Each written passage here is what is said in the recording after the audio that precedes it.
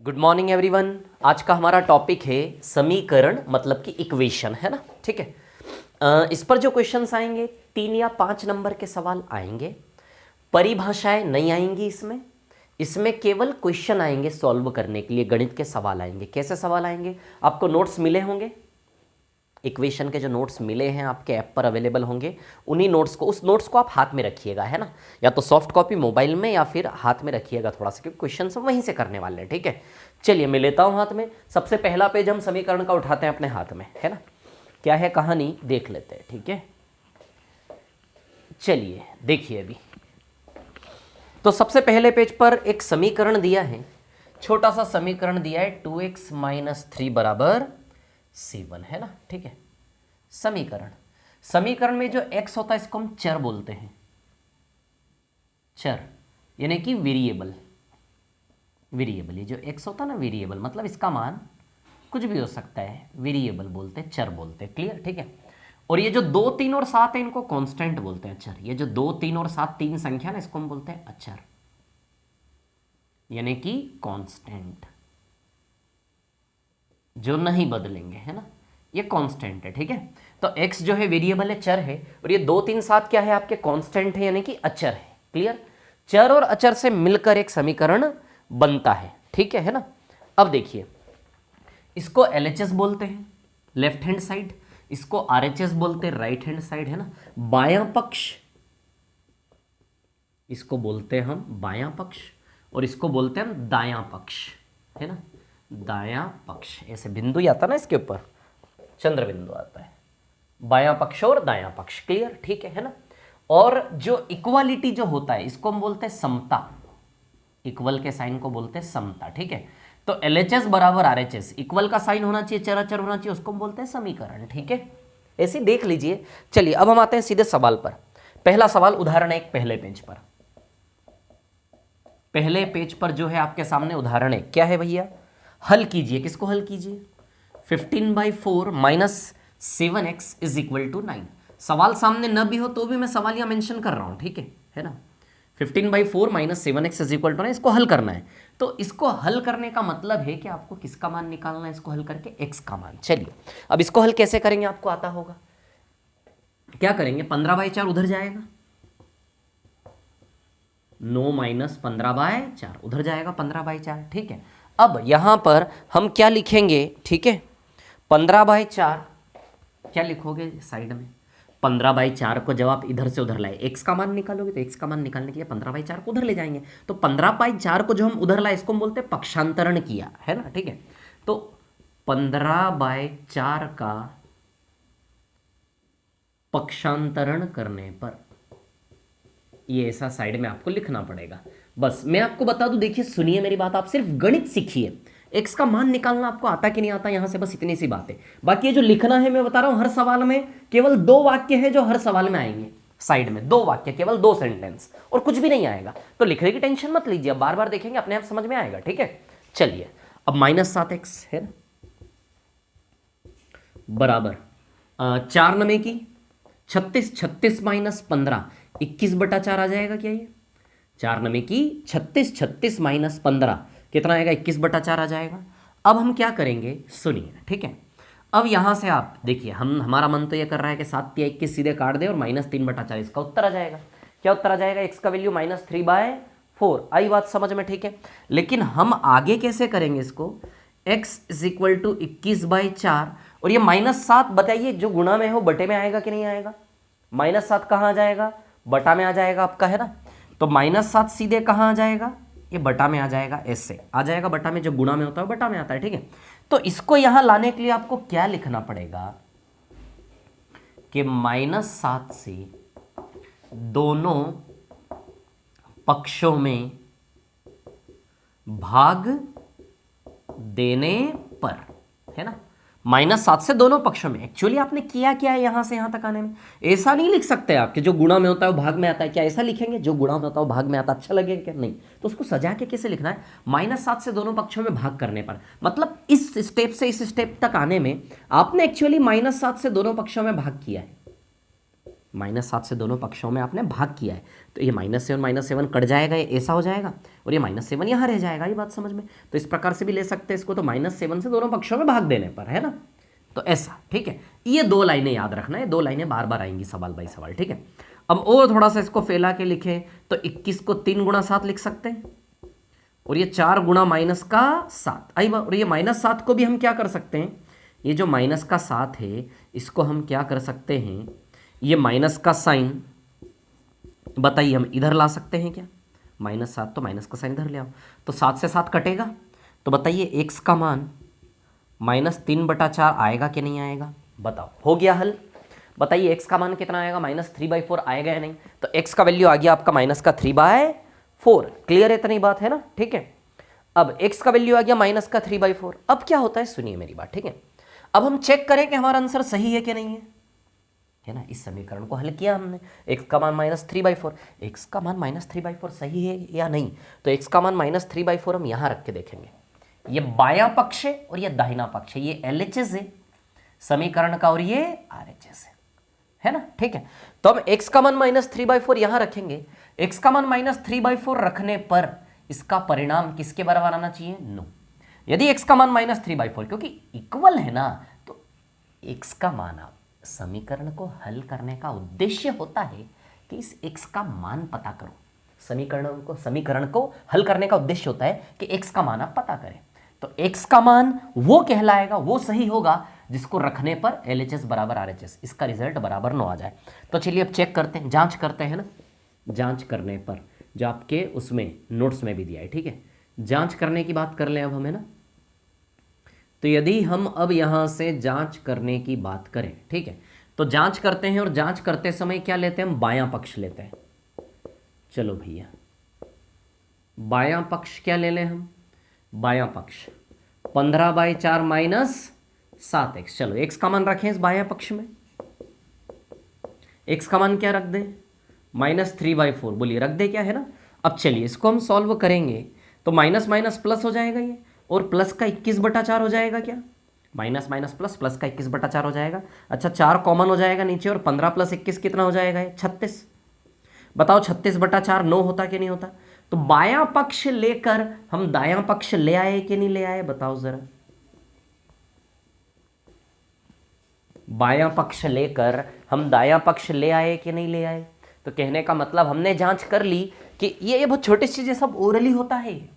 x का मान -3/4 रखोगे तो 4 कॉमन, 3 7 21 प्लस 15 + 21 36/4 9। यस, ओरली भी इमेजिन कर सकते हो। x का मान -3/4 रख के ओरली हल करके, ये सब दिमाग में कि -3/4 रखोगे तो यार 3 7 21 होगा, 21/4, तो 15 + 21/4 36/4 यानी कि 9। तो बायां पक्ष लेकर बताइए दाहिना पक्ष सेटिस्फाई हो रहा है या नहीं हो रहा है? हो रहा है, मतलब हमने जो उत्तर निकाला वो सही है। अब सवाल उठता है, सर ऐसा समीकरण यदि आएगा तो क्या जांच करके दिखाना है? नहीं जरूरत है। यदि सवाल वाला बोले कि जांच करके दिखाओ, तो जांच करके दिखाना है। आई बात समझ में? नहीं बोले तो जांच करके दिखाने की जरूरत नहीं है। लेकिन फिर भी यदि जांच करके दिखाते हो तो इंप्रेशन अच्छा पड़ेगा, है ना। जैसे इन्होंने हल में ये चीज एक लाइन में लिख सकते हो आप सीधे, बायां पक्ष लिया, जांच सीधे डेश, बायां पक्ष बराबर 15/4 - 7x, एक ही लाइन में। ये पूरा कार्यक्रम आप एक ही लाइन में कर सकते हैं, ठीक है, और बराबर सीधे दायां पक्ष। आई बात समझ में? ठीक है, तो यदि जांच करोगे तो इंप्रेशन अच्छा पड़ेगा, है ना। क्लियर, अच्छा इंप्रेशन पड़ेगा, ठीक है। बाकी जांच करने का बोले तो जांच करना जरूरी है, नहीं बोले तो करना जरूरी नहीं है, लेकिन फिर भी मेरा सुझाव है करोगे तो अच्छा लगेगा, ठीक है। तो आइए ये 2 लाइन और ये क्लियर है, इतनी सी बात, ठीक है। चलिए अगले सवाल पे चलते, उदाहरण 2 आ जाते हैं हम। उदाहरण 2 पर क्या है? उदाहरण 2 की कहानी देख लेते हैं, ठीक है। उदाहरण 2 है ना, मिटा दो इसको। चलिए उदाहरण 2 पर आते हैं।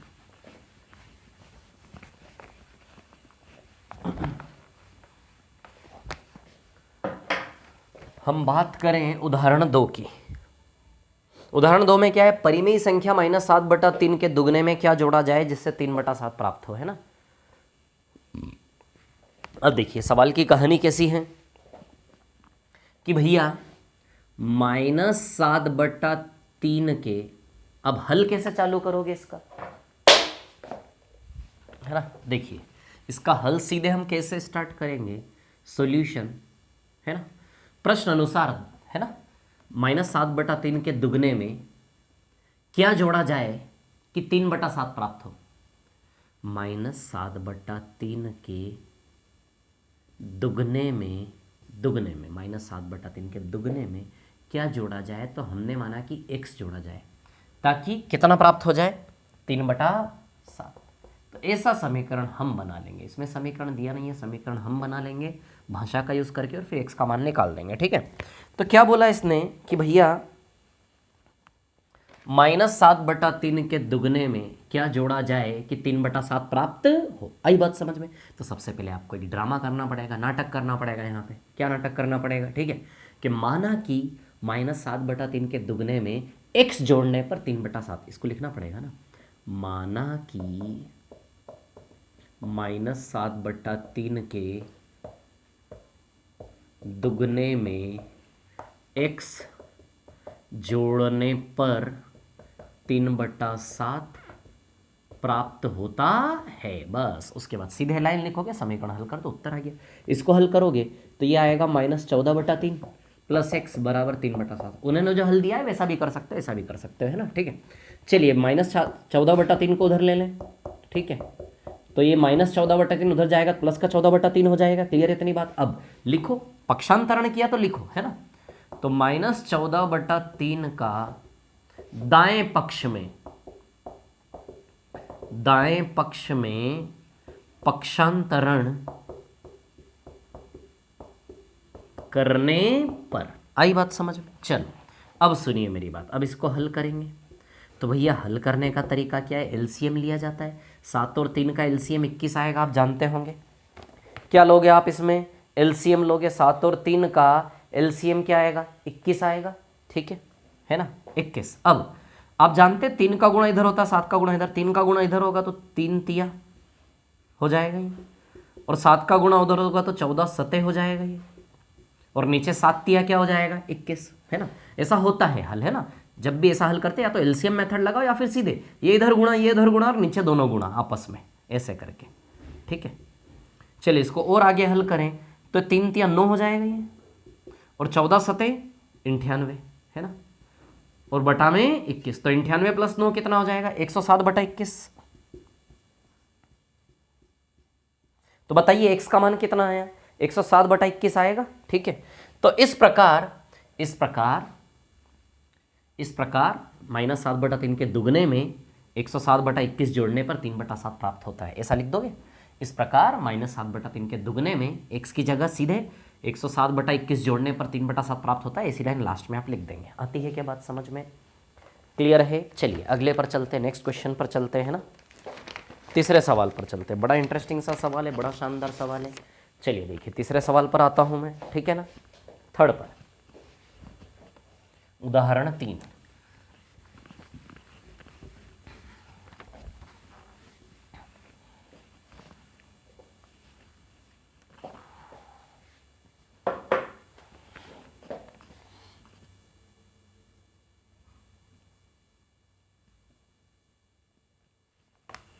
उदाहरण 3, ठीक है।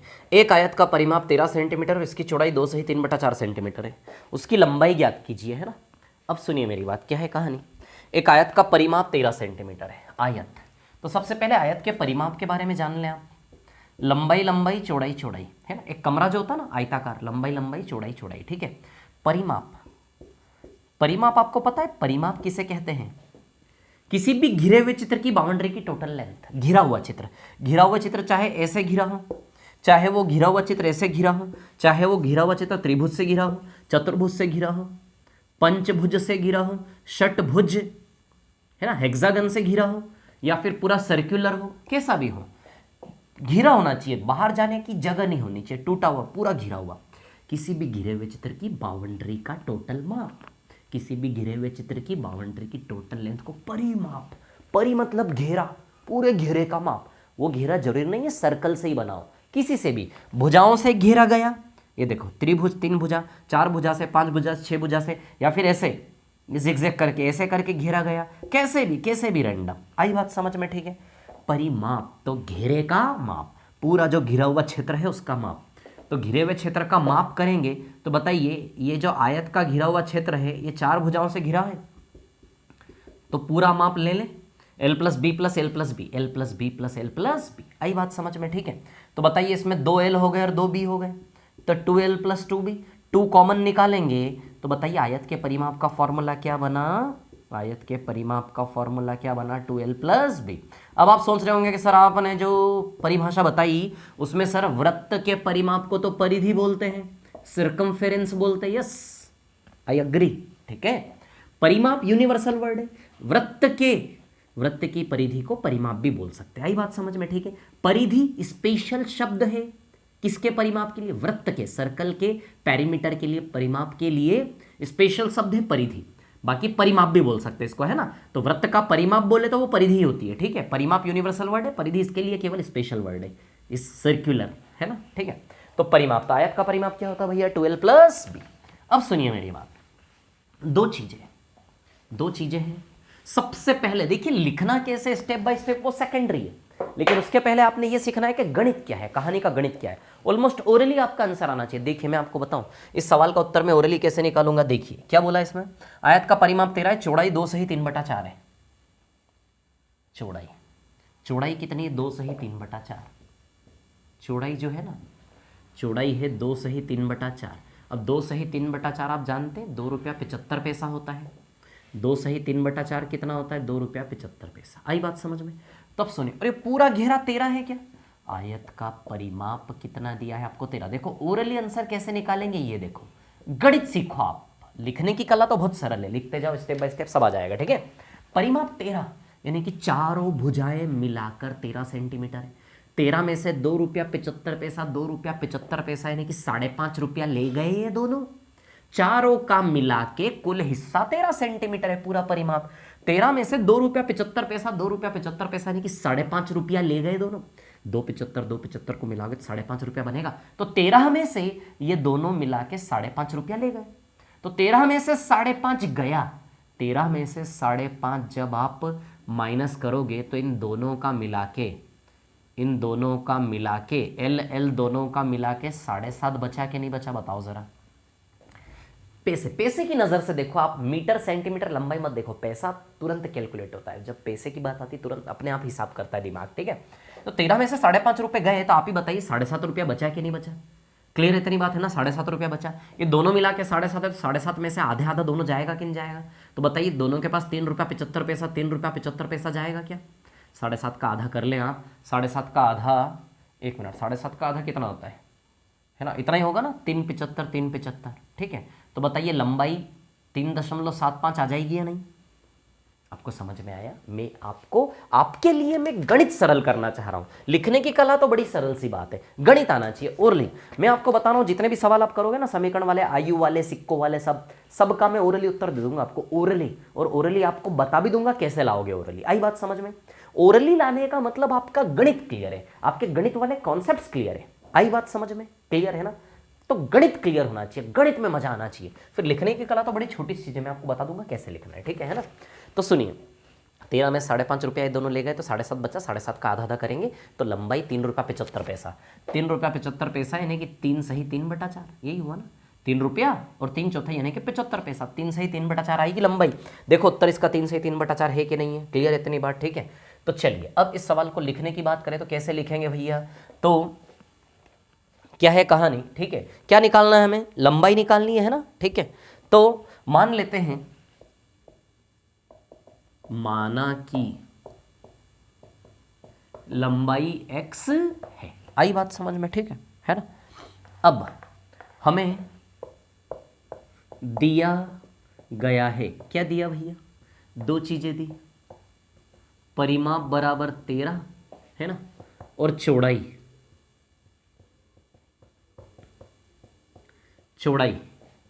है ना। चौड़ाई कितनी दी है हमें, 2 सही 3/4, आई बात समझ में, है ना, क्लियर। चलिए अब देखिए चौड़ाई दी हमें 2 सही 3/4, ठीक है। अब हम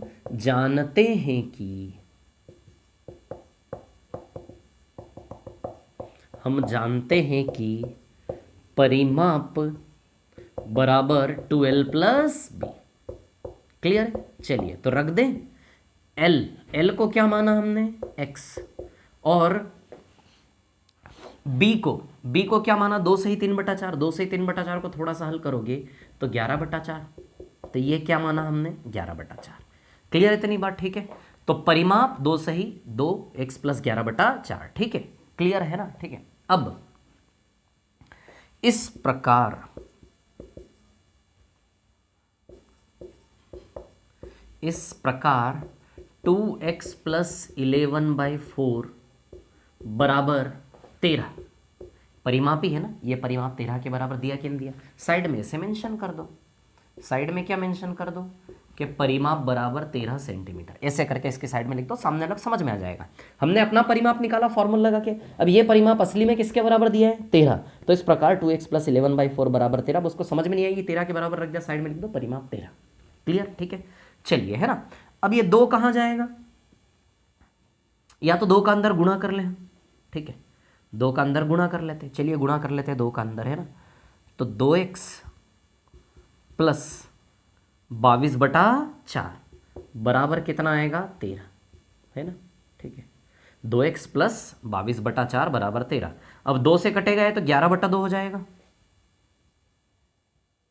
तो 2x + 11/2 बराबर 13। अब 11/2 उधर जाके माइनस होगा, है ना, 11/2 13 में जाकर क्या होगा, माइनस होगा। क्लियर है ना। तो ये समीकरण हल करना तो आपका आता ही होगा शायद, ऐसा मैं सोचता हूँ, है ना।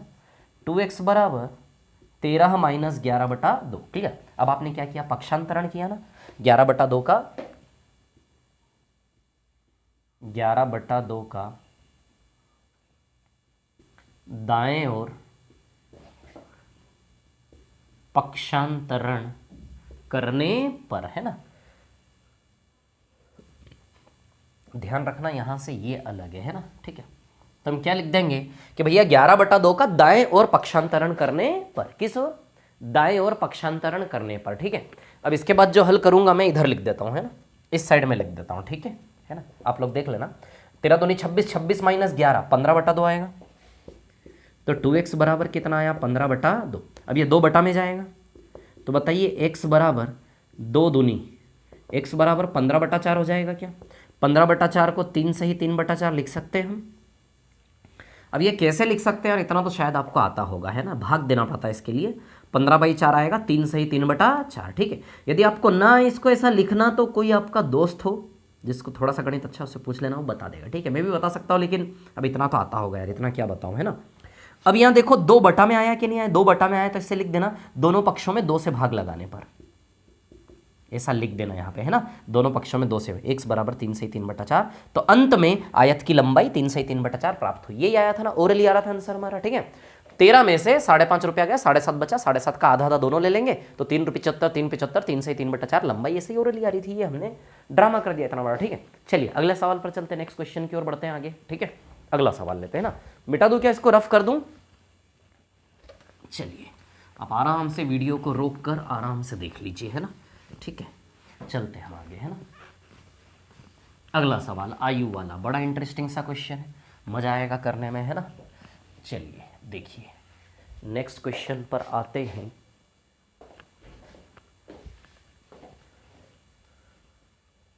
थोड़ा सा ऊपर से ले लूं क्या इसको मैं, है ना, ताकि हमारे पास स्पेस अच्छा हो जाएगा ना। उदाहरण 4 है ना, ठीक है। उदाहरण 4 क्या सवाल है, साहिल की माँ की वर्तमान आयु साहिल की वर्तमान आयु की 3 गुनी है। 5 वर्ष बाद उन दोनों की आयु का योग 66 वर्ष हो जाएगा, तो उनकी वर्तमान आयु ज्ञात कीजिए।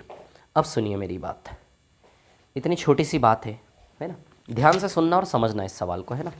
1 मिनट रुकिए ज़रा, ये सवाल 1 मिनट, आयु वाले सवाल इसमें और भी हैं क्या, यस है, और भी है ना, ठीक है। अर्जुन की आयु अनु तथा राज की वर्तमान आयु का अनुपात, ठीक है। 8 वर्ष बाद उनकी आयु, ओके ठीक है। चलिए यही सवाल करते, उदाहरण 4 करते हैं। साहिल की माँ की वर्तमान आयु साहिल की वर्तमान आयु की 3 गुनी है, ठीक है ना। 5 वर्ष बाद उन दोनों की आयु का योग। अब सुनिए, आयु के सवाल की कहानी जो है ऐसी है, किसको वर्ष से जोड़ो। देखो ये सवाल का उत्तर ओरली आएगा, इसमें कुछ करने की आपको ज़रूरत नहीं है, ठीक है। चलिए सुनिए, साहिल की, सबसे पहले शॉर्टकट तरीका गणित सिखाता हूँ, लिखना कैसे है वो बाद में पहले आप सवाल का उत्तर निकालना सीखो, गणित सीखो, है ना। साहिल की माँ की वर्तमान आयु साहिल की वर्तमान आयु की 3 गुनी है, ठीक है। वर्तमान यानी कि प्रेजेंट, वर्तमान यानी कि अभी 2022 चल रहा है ना। वर्तमान की बात कर रहा हूँ ना, वर्तमान का डेटा दिया है। वर्तमान में साहिल की माँ और साहिल, है ना, वर्तमान में साहिल की माँ और साहिल, ठीक है। अब देखिए यहां पर क्या है कहानी, ध्यान दीजिएगा, है ना। साहिल की माँ और साहिल, क्या बोला, साहिल की माँ की वर्तमान आयु साहिल की आयु का 3 गुना है, यानी कि ऐसा ये बोला है 3 गुना, है ना। सबसे पहले ये समझना आप, ठीक है।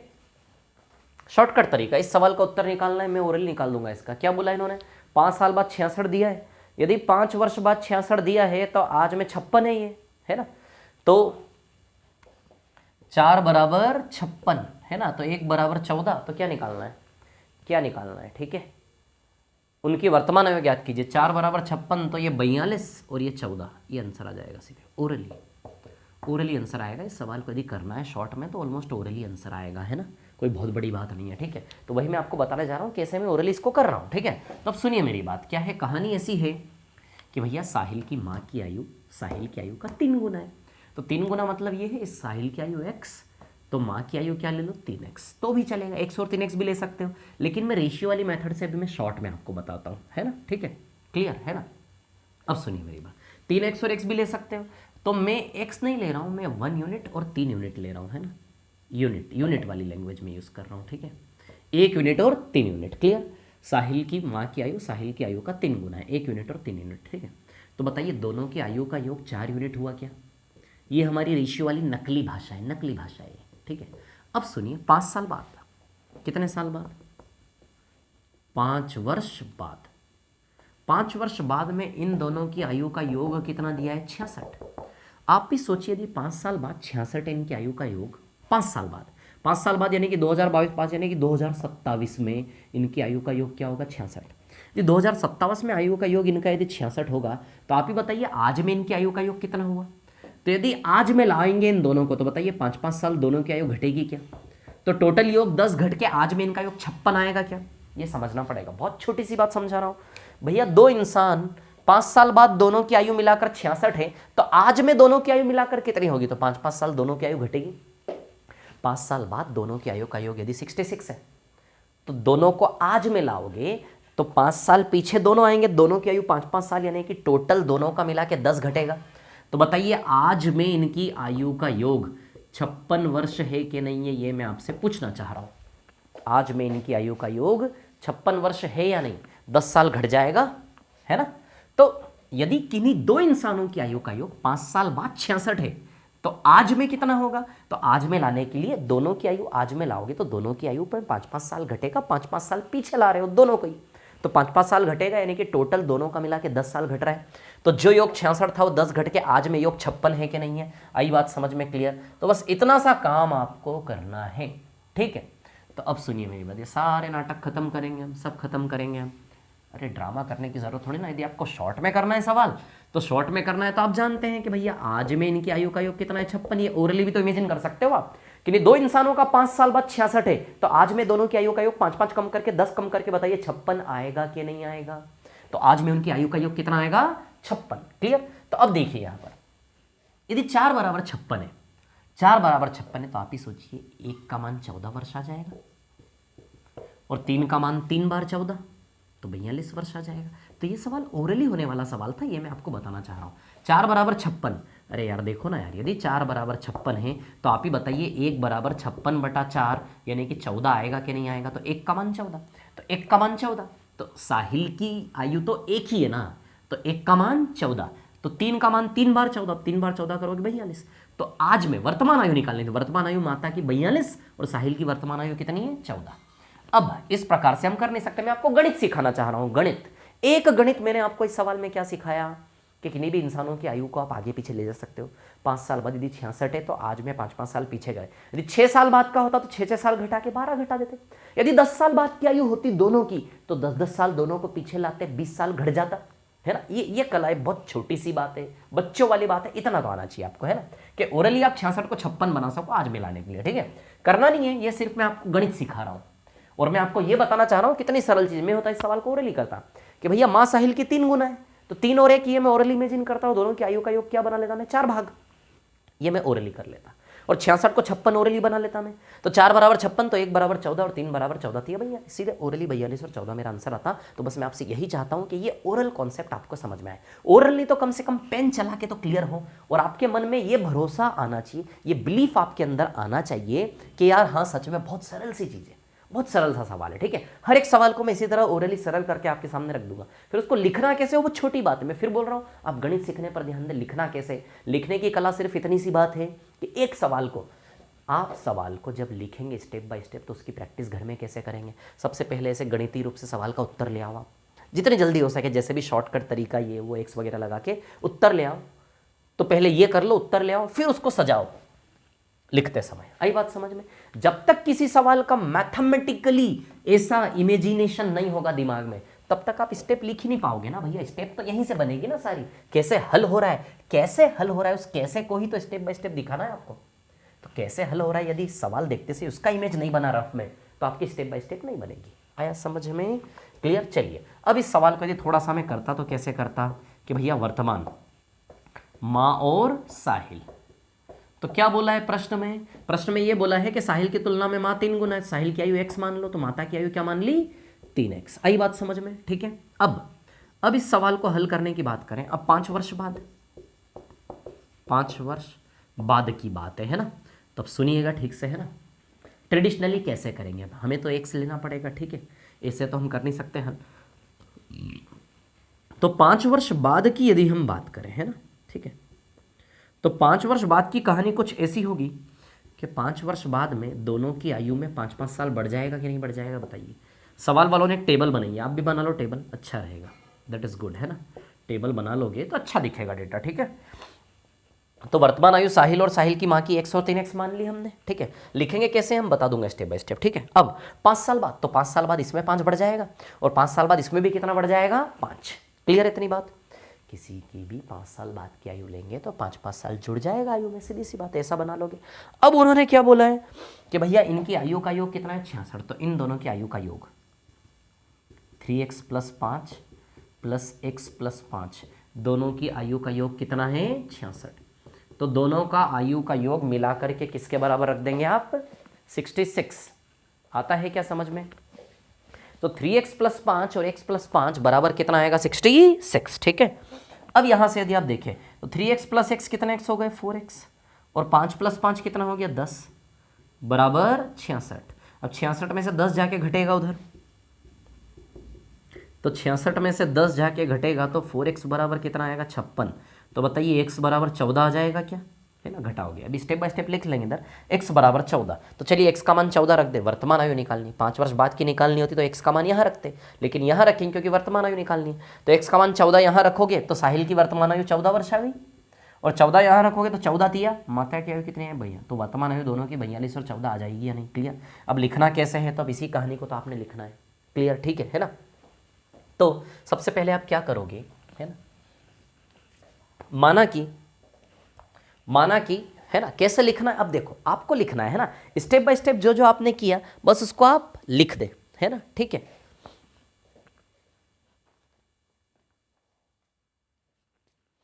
देखिए माना कि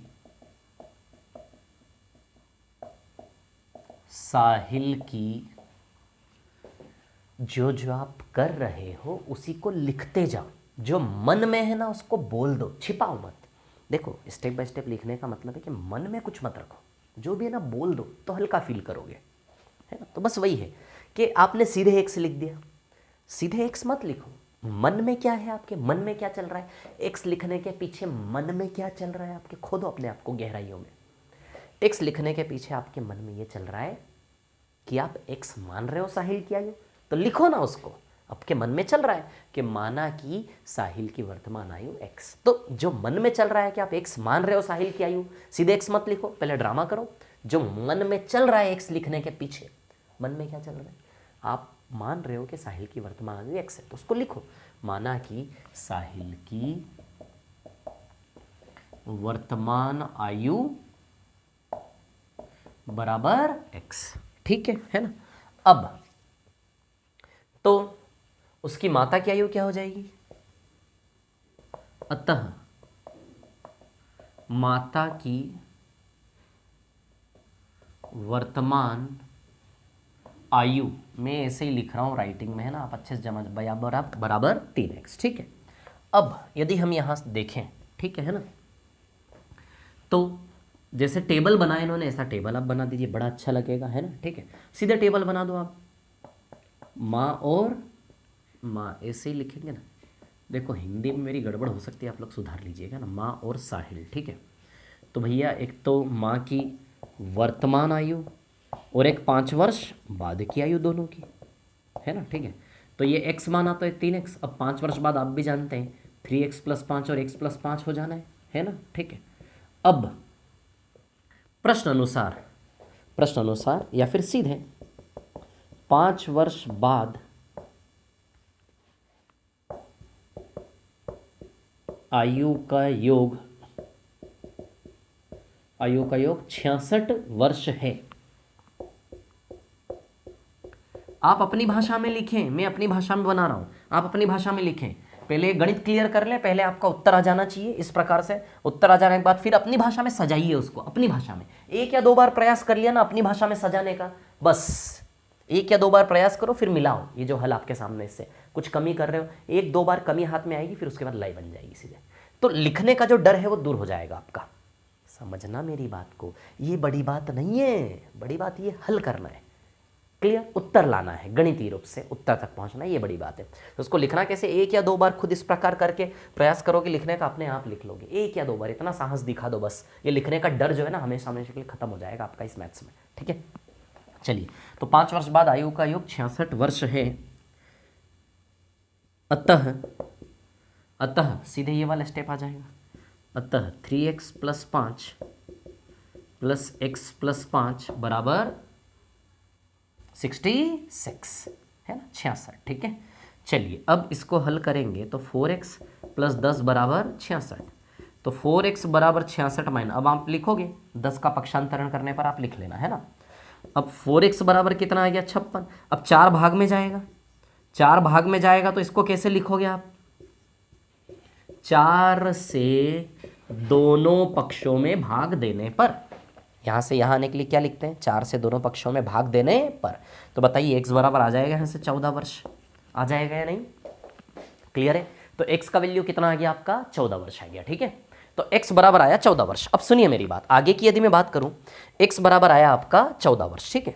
अब 14 वर्ष के बाद की यदि हम बात करें, ठीक है, तो x का मान यहाँ लगाना है, ठीक है। इसके बाद आप क्या लिखोगे कि साहिल की वर्तमान आयु बराबर x बराबर 14, इस प्रकार से ना, थोड़ा सा साहिल की वर्तमान आयु बराबर x और फिर बराबर 14 वर्ष, फिर साहिल की माँ की वर्तमान आयु बराबर 3x और 3 × 14 बराबर 42 वर्ष, ऐसे करके एंड अप करना है आपको।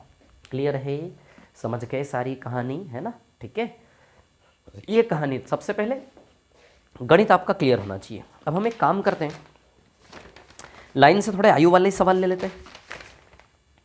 अब देखिए एक और आयु वाला सवाल लेते हैं सीधे हम, उदाहरण नंबर, एग्जाम्पल नंबर, एक मिनट, उदाहरण 11 लेते हैं सीधे। अर्जुन की आयु श्रेया की आयु की दुगनी है, 5 वर्ष पहले उसकी आयु श्रेया की आयु की 3 गुनी थी, ठीक है।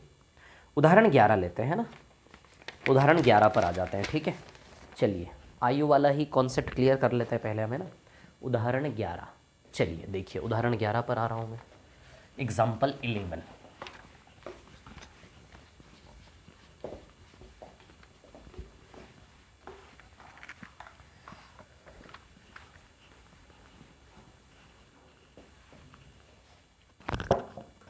हाँ तो देखिए उदाहरण 11 है ना, एग्जाम्पल 11, ठीक है।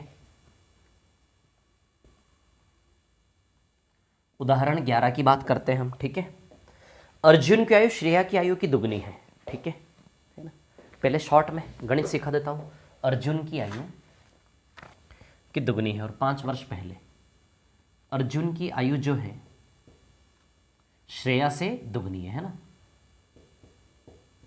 अर्जुन की आयु श्रेया से दुगनी है। अर्जुन है मतलब वर्तमान, प्रेजेंट की बात हो रही है ना। ये चीज़ आप ध्यान रखें, है मतलब वर्तमान, आज की बात है।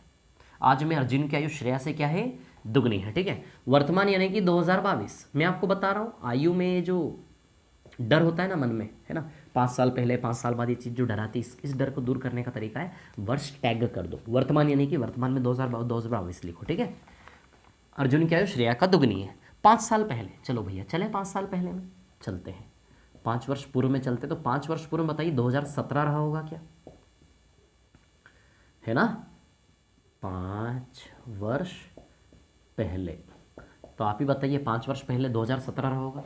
5 वर्ष पहले क्या था, 3 गुनी थी भैया। अर्जुन की आयु श्रेया से 3 गुनी थी, 3 गुनी, ऐसे 3:1 का रेशियो है ना। 5 वर्ष पहले अर्जुन की आयु श्रेया की कितनी गुनी थी, 3 गुनी, ऐसा बोला जा रहा है। ठीक है, कि भैया 5 वर्ष पहले अर्जुन की आयु श्रेया की 3 गुनी थी, ये कहानी है। ठीक है, 5 साल पहले, है ना।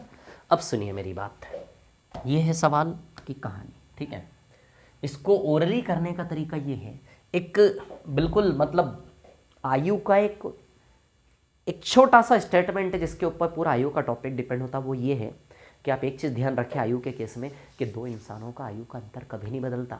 बचपन में यदि 2 भाइयों में 2 साल का अंतर था, यानी कि बड़ा वाला 2 साल बड़ा था छोटे से, यदि बचपन में एक भाई दूसरे से 2 साल बड़ा था, तो जवानी में भी 2 साल बड़ा ही रहेगा, बुढ़ापे में भी 2 साल बड़ा ही रहेगा। मतलब आप ये समझें कि 2 इंसानों का आयु का अंतर कभी नहीं बदलता। ये वाक्य दिमाग में रख ले, 90% सवाल आयु के इसी पर बेस्ड होते हैं कि 2 इंसानों का एज का डिफरेंस कभी भी नहीं बदलता। क्या कारण है इसके पीछे, इसके पीछे कारण ये है कि 2 इंसान 5 साल में दोनों की ही आयु 5-5 बढ़ेगी। समान रूप से बढ़ते हैं ना, समान रूप से वृद्धि होती है आयु में। जब किन्हीं 2 इंसान की आयु में इक्वली इंक्रीज होगा तो आपस का अंतर बैलेंस रहता है, समान रहता है। यदि बड़ा वाला मुझसे 2 साल बड़ा है तो 5 साल बाद भी बड़ा वाला मुझसे 2 साल बड़ा होगा, क्योंकि 5 साल में मैं भी 5 साल आगे जा रहा हूँ, वो भी 5 साल आगे जा रहा है। तो अंतर फासला क्या रहेगा, दोनों के बीच का मार्जिन बैलेंस रहेगा, इक्वल रहेगा। तो 2 इंसानों की आयु का अंतर कभी भी नहीं बदलता। इस कॉन्सेप्ट का हम यूज़ करेंगे। पहले आपको मैं छोटा सा एक शॉर्ट ट्रिक दिखाता हूँ। ठीक है, वो शॉर्ट ट्रिक आपको समझने की भी ज़रूरत नहीं है, ठीक है ना, और करना भी नहीं है। लेकिन फिर भी बता रहा हूँ इस सवाल को ओरली कैसे करेंगे आप, क्योंकि 90% सवाल आयु के ऐसे ही होते हैं। ठीक है, आयु का अंतर समान होना चाहिए। तो चलिए, अच्छा ये भी अर्जुन श्रेया है, ये भी मतलब ये भी वही 2 इंसान है, वही 2 इंसान है, तो दोनों के आयु का अंतर सेम होना चाहिए कि नहीं होना चाहिए। 3 और 1 में कितना अंतर है, 2 और 2 और 1 में कितना अंतर है, 2 और 1 में 1 का अंतर है, 3 और 2 1 में 2 का अंतर है। बताइए, भ्रष्टाचार हो रहा है यहाँ पे, करप्शन हो रहा है। हमने देखा कि भैया आयु का अंतर तो समान होना चाहिए, लेकिन आयु का अंतर अलग अलग आ रहा है। 3 भाग 1 भाग, ये नकली डाटा है, रेशियो वाला आंकड़ा नकली आंकड़ा होता है, नकली। 3 भाग 1 भाग 2 भाग 1 भाग, नकली दुनिया है। ठीक है, तो यहाँ आयु का अंतर 3 और 1 का फर्क 2 आ रहा है संख्यात्मक रूप से, यहाँ संख्यात्मक अंतर 1 आ रहा है। ये अंतर अलग अलग है, लेकिन हमने तो देखा है कि भैया 2 इंसानों की आयु का अंतर कभी नहीं बदलता, तो आयु का अंतर समान होना चाहिए। तो इन दोनों को इक्वल करेंगे, क्या करेंगे, इक्वल। तो 2 और 1 को इक्वल करने के लिए क्या दिमाग लड़ा है, ये 2 है तो इसको भी 2 बना ले, तो इसमें किसका गुणा कर ले, 2 का गुणा यहाँ करेंगे तो 2 का गुणा यहाँ भी होगा, यहाँ भी होगा, क्योंकि तीनों एक ही टीम वाले हैं। ठीक है, 2 का मल्टीप्लाई यहाँ करेंगे, 2 का मल्टीप्लाई यहाँ भी होगा, यहाँ भी होगा। क्लियर है, ठीक है। अब ध्यान दीजिएगा यहाँ पर, है ना। अब सुनिए, कहानी ऐसी है कि 3 यूनिट से हो गया 4 यूनिट, है ना। समझ में आए तो ठीक है, नहीं आए तो कोई दिक्कत नहीं है। ठीक है, शॉर्टकट तरीका है, मैं इस सवाल को ओरली कर देता, बताऊंगा कैसे ओरली कर देता, ये सारा दिमाग में चला लेता और ओरली उत्तर निकाल देता सीधे सेकंड्स में। ठीक है, 3 का 4 हो रहा है, यानी कि बताइए अर्जुन की आयु यहाँ 3 भाग थी और यहाँ कितनी हो गई, 2 दूनी 4, यानी कि 1 भाग बढ़ रही है। और ये अर्जुन की आयु जो 1 भाग बढ़ी, असली में ये अंतराल 1 भाग बराबर 5 साल का अंतराल है, 1 बराबर 5 साल। यदि 1 बराबर 5 साल, तो दोनों की वर्तमान आयु निकालनी है। क्या निकालना है, दोनों की आयु ज्ञात करें, दोनों की आयु ज्ञात करें, मतलब बाय डिफॉल्ट वर्तमान आयु ही ज्ञात करें। 1 बराबर 5 साल, 1 बराबर 5 साल, तो 4 बराबर 4 पंजे 20 साल, तो भैया अर्जुन की वर्तमान आयु आएगी 20 साल, और 2 पंजे 10 साल, तो श्रेया की वर्तमान आयु आएगी 10 साल। तो भैया अर्जुन की वर्तमान आयु 20 साल आएगी, श्रेया की वर्तमान आयु कितनी आएगी, 10 साल। तो अर्जुन की वर्तमान आयु 20 साल आएगी, श्रेया की वर्तमान आयु कितनी आएगी, 10 साल। ठीक है, ये उत्तर है इसका। ठीक है, अब सुनिए मेरी बात, इसको बेसिक तरीके से एक्स वाली मेथड से कैसे करेंगे, चलिए भैया। तो वर्तमान में ये रहा अर्जुन, ये रही श्रेया। अर्जुन श्रेया से दुगना है, श्रेया की आयु माना कि x, तो अर्जुन की आयु माना कि 2x। क्लियर। अब 5 साल पुरानी कहानी है, तो चलिए 5 वर्ष पहले, 5 वर्ष पहले में दोनों की आयु में से 5 5 घटा दो, सीधी सी बात है यार। 5 वर्ष पहले दोनों की आयु में से 5 5 साल घटेगा कि नहीं घटेगा? 5 साल पहले 5 5 साल घटेगा, तो 5 साल पहले की इसकी आयु 2x-5 और इसकी आयु x-5। क्लियर। अब इन्होंने क्या बोला है? इन्होंने ये बोला है कि 5 साल पहले जो है अर्जुन श्रेया से 3 गुना है, मतलब इसकी तुलना में ये कितना गुना है? 3 गुना, है ना। 5 साल पहले अर्जुन की आयु श्रेया की आयु के 3 गुना है, मतलब इसकी तुलना में 3 गुना है। मतलब ये कहा जा रहा है कि भैया ये यदि 10 रुपये है एक प्रकार से, तो ये अपने आप में 30 रुपया बना बैठा है। ये यदि 10 रुपया है अपने आप में, तो ये एक प्रकार से 30 रुपया। क्या बोला जा रहा है? 5 साल पहले अर्जुन की आयु श्रेया का 3 गुना है, तो ये अर्जुन की आयु है और ये श्रेया की आयु है। अर्जुन की आयु श्रेया की 3 गुना है, पहले से है 3 गुना। मतलब यदि अपने आप में 10 रुपये का औकात रखता है, वैल्यू रखता है, तो ये अपने आप में 30 रुपये। आई बात समझ में? अब यहाँ से एक समीकरण निकलता है। अच्छा, यदि इन दोनों के बीच में बराबर का साइन लगाना है, तो 3 का गुणा इधर करोगे, सीधी सी बात है, इधर करोगे कि नहीं करोगे? यदि इन दोनों के बीच में समीकरण बनाना है, हमें समीकरण बनाएंगे तभी तो x का मान निकालेंगे, x का मान निकालेंगे तभी तो उत्तर आएगा। x का मान यहाँ रखेंगे तो अर्जुन श्रेया की आयु आ जाएगी वर्तमान। क्लियर। तो x का मान निकालने के लिए अब समीकरण बनेगा उस कहानी से। क्या कहानी सवाल ने बताई? कि भैया अर्जुन की आयु श्रेया से 3 गुना है। आई बात समझ में? यदि अर्जुन श्रेया से 3 गुना है, यानी कि कहने का मतलब ये 10 रुपये है तो 30 रुपये है, 100 है तो ये 300 है, ये 10 है तो ये 30 है। अब इन दोनों संख्याओं को बराबर तभी कर सकते हो जब 3 का गुणा किधर करोगे? इधर पे। आई बात समझ में? तो हमने क्या सीखा कि 2x-5 और इधर क्या है? x-5। तो x-5 में इधर वाले में जब 3 का गुणा करोगे तभी तो दोनों के बीच में बराबर का साइन आएगा कि नहीं आएगा? बोलिए, क्लियर है क्या? है ना। पहले से ही बोला जा रहा है कि अर्जुन श्रेया का 3 गुना है, यानी कि श्रेया इतनी है तो अर्जुन इसका 3 गुना है। ऐसा ही बताया जा रहा है। अर्जुन श्रेया से बड़ा है, अर्जुन श्रेया का 3 गुना है। यदि श्रेया का अर्जुन 3 गुना है, तो इन दोनों को यदि एक ही लेवल में लाना है, बराबर लाना है, तो बराबर लाने के लिए बताइए इसको बढ़ाओगे कि नहीं बढ़ाओगे? तो इसमें जब 3 का गुणा करोगे तभी तो बराबर बनेगा कि नहीं बनेगा? तो श्रेया की आयु में 3 का गुणा करने पर दोनों बराबर हो जाएंगे कि नहीं हो जाएंगे? क्लियर है क्या? इतनी बात। सबसे बड़ी समस्या आप लोगों को यहीं पर आती है ना। और भी तरीके इसको करने के, ठीक है। इस तरीके से फिर भी समझ में नहीं आए तो 2-3 तरीके से मैं आपके दिमाग में डाल सकता हूं कि कोई चांस ही ना हो कि आप गलत कर दें इसको। चलिए अब इसको हल करेंगे।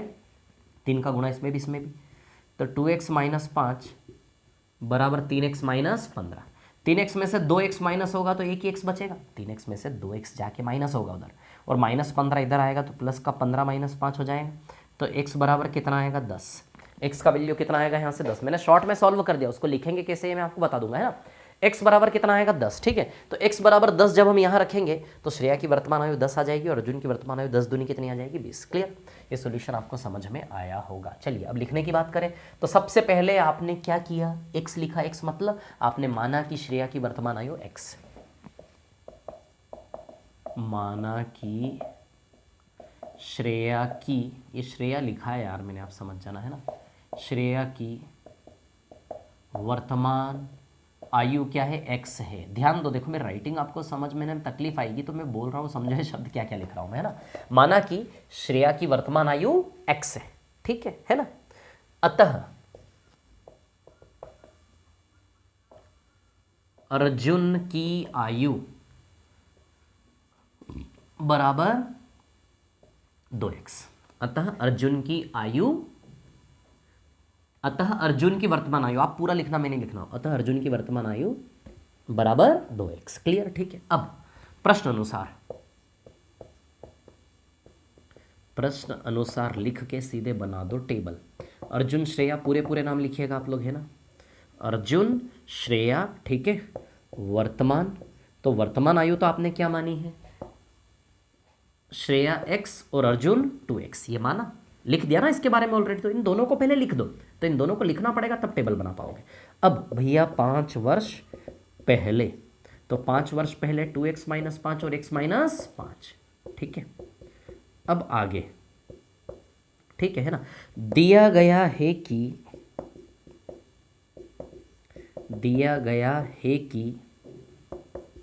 5 वर्ष पूर्व अर्जुन श्रेया का 3 गुना है।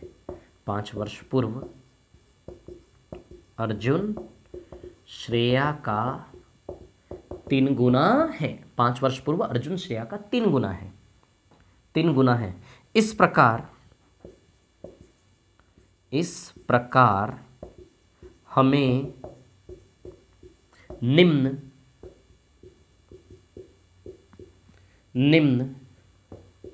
समीकरण प्राप्त होता है ना। इस प्रकार हमें निम्न समीकरण प्राप्त होता है, ठीक है ना। इस प्रकार हमें निम्न समीकरण प्राप्त होता है, ठीक है। इस प्रकार हमें निम्न समीकरण प्राप्त होता है। क्या समीकरण प्राप्त होता है? सीधे लिखोगे कि नहीं लिखोगे? कैसे लिखना है मैंने आपको बताया ना, 2x - 5 बराबर x - 5 गुणा 3, और इसको हल कर दोगे। हल करते समय गुणा कर दोगे, और गुणा करने के बाद पक्षांतरण कर रहे हो आप। देखो एक स्टेप बढ़ाओगे यहाँ पे, कैसे बढ़ाओगे आप? 2x - 5 बराबर 3x - 15। अब आप क्या करोगे? 2x को उधर ले जा रहे हो या फिर 3x को इधर ले आओ। ऐसे कर लोगे, 3x को इधर ले आओ, 5 को उधर भेज दो। तो आपने किस किस का पक्षांतरण किया? एक तो 3x का किया, 3x को इधर लाए, तो 3x तथा 5 का पक्षांतरण करने पर इधर साइड में लिखना है। क्या लिखना है? 3x तथा 5 का पक्षांतरण करने पर ऐसा साइड में आपको लिखना है, ठीक है। फिर उसके बाद अगला स्टेप क्या आएगा? इसके बाद 2x - 3x - x बराबर माइनस का 10। अब x बराबर कितना? माइनस माइनस काट दोगे, तो यहां से यहां आने के लिए भी अब क्या लिखोगे? -1 से दोनों पक्षों में भाग देने पर,